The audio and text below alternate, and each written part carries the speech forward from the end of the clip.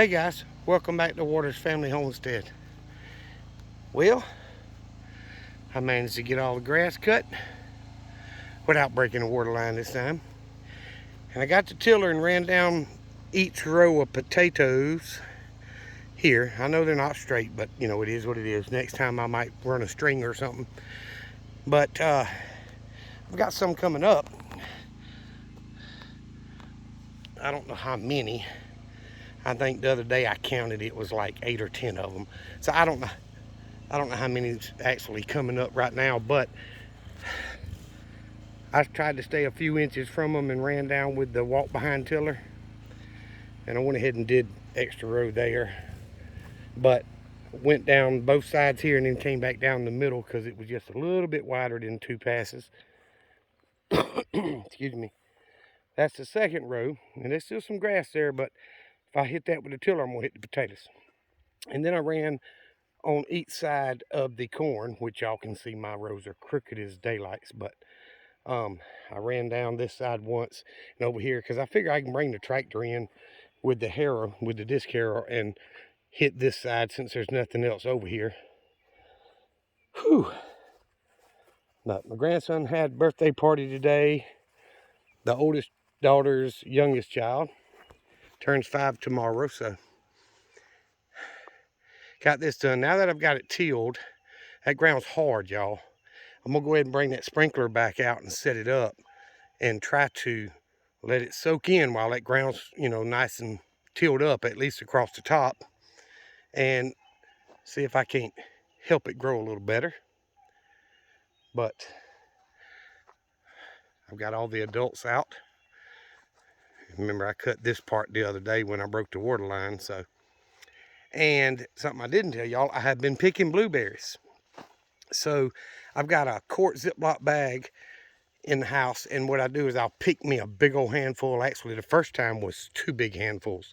Today was about 1. But I put them in that Ziploc bag, set them in the freezer. So we'll see how many I get that the chickens don't jump and get. Watch her jump again. See? But either way, I picked the ripe ones, and they ain't gonna get very many of them. So that little apple tree is starting to sprout up since I cut all the dead off of it. The pear trees are doing the same thing. They got new growth coming out on them. Not gonna produce any pears because, you know, the hard freeze came after the blooms. But anywho, all the rest of the chickens seem to be doing well. The baby chicks and the baby turkeys are doing well. I've got to fill their feeder because they go through more food than the adults do. Of course, there's 14 in there, and those Cornish cross will sit there and eat. And it's recommended that you feed them twice, you know, whatever a day. But they'll empty that feeder in a couple of days because they will sit there and gorge themselves where these other chickens don't. So, you know, if you do have Cornish cross it and you let your chickens free range and you go out and feed them some once or twice a day, that's perfect. But for like me with a 10-pound feeder, them chickens go through more feed than the other breeds do. But they're all seem to be doing fine. I have not collected the eggs yet today, but there wasn't a whole bunch. Actually, yesterday was the worst day that I've had since these adults started laying. I only got 6. But they seem to be happy. I threw them some scratch out here with this old layer crumbles. And you see they've knocked a dent in that. It's just a thin layer across the ground now. But I believe I'm done with chores for the day, at least out here. And I wanted to show y'all, I'm going to get the sprinkler set up and get the garden watered. I'm going to do that in this time because I did down here last. I'm going to try to get it to where it gets all the corn, you know, at the end of the road, get it as far this way as I can. That back and forth sprinkler will almost do the entire garden. It only misses about 20 feet on one end. So I'll run one end, then do the next. So either way, I could tell that end was much harder. It wanted to bounce a lot more down there than it did here, because this was the last one that got water. So and get that sprinkler set up and get some house chores done and call it done. Now, I've got a few little sprigs of grass here and there, and I need to weed eat, but it ain't no big deal. It looks good out in the field and up where I park. Got to get my work van moved back. And I did like a lot of you do. I watched a YouTube video on how to change the bearings on the front of my truck here. And you got to take the whole, the caliper off and the rotor off, of course, which I knew you'd have to take the rotor off. I was just hoping that you could pull the rotor with the caliper and kind of set it up out of the way, change the bearings, put it back, but that ain't the way it works.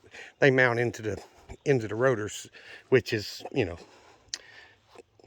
seems like logical to me right this second, but it wasn't when I first started thinking about it. So I'm gonna have to pay my mechanic to get them things changed. But this is a plum cutting. I was on a job in Fort Gaines, Georgia, and they've got a huge plum tree out behind their kitchen, and I was working on their kitchen unit, and it's got a lot of little new shoots coming up around the base of it. And the maintenance guy said, cut you one off. So I cut it off, brought it home. I put fresh potting soil in there, and I added some of that root start hormone, you know, wet the stem, added that, got it put in there, and I'm hoping it will take. I don't know, because it had been cut for about 5-6 hours by the time I got it home. But I'm keeping it very, very wet. I'm watering, you know, soaking it every day in that pot, hoping it'll start growing some roots and do better. But that's all I got today, guys. I appreciate you watching the videos. If you have not done so, please subscribe to the channel. Help us grow. I really do appreciate it. And if you don't mind, hit that thumbs up button. That helps almost as much as subscribing to the channel. It helps break that algorithm to where it suggests it to more people, and it really means a lot. I do appreciate y'all. Remember what I always tell you, Jesus loves you, and so do I. Y'all be safe. Be prepared.